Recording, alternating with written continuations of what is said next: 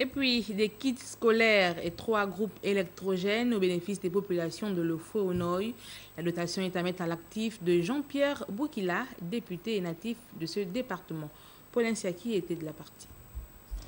C'est parce que l'école est le socle par excellence d'un avenir certain que le député de Lofo-Onoy à Ibunji dans la province de Logouelolo est allé remettre plusieurs kits scolaires à ses jeunes frères en vue de leur assurer une année académique 2015-2016. Par ce geste, Jean-Pierre Boukila démontre sa réelle détermination à apporter sa modeste contribution à la formation de la future élite d'Ibunji.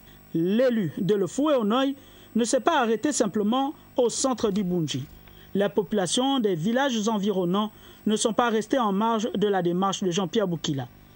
Pour améliorer les conditions de vie de ces derniers, 3 groupes électrogènes remis à quelques villages. Oui, nous sommes très satisfaits de ce groupe parce que ça fait longtemps qu'on a beaucoup demandé l'histoire du groupe. On n'a jamais vu le jour. Mais vraiment, par rapport à une surprise comme moi, nous sommes vraiment satisfaits de ça.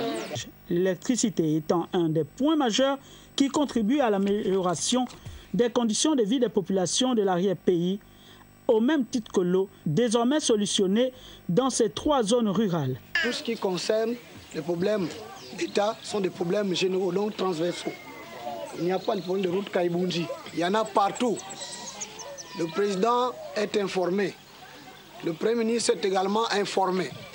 Mais comme c'est un problème de planification, c'est progressivement qu'on va résoudre ces problèmes-là.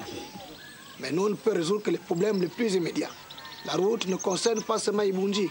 Il y a aussi Libreville, il y a le Haut-Togo, il y a tout le monde. À vous d'en prendre dorénavant bon usage, soulignera Jean-Pierre Boukila avant de prendre congé de ces populations.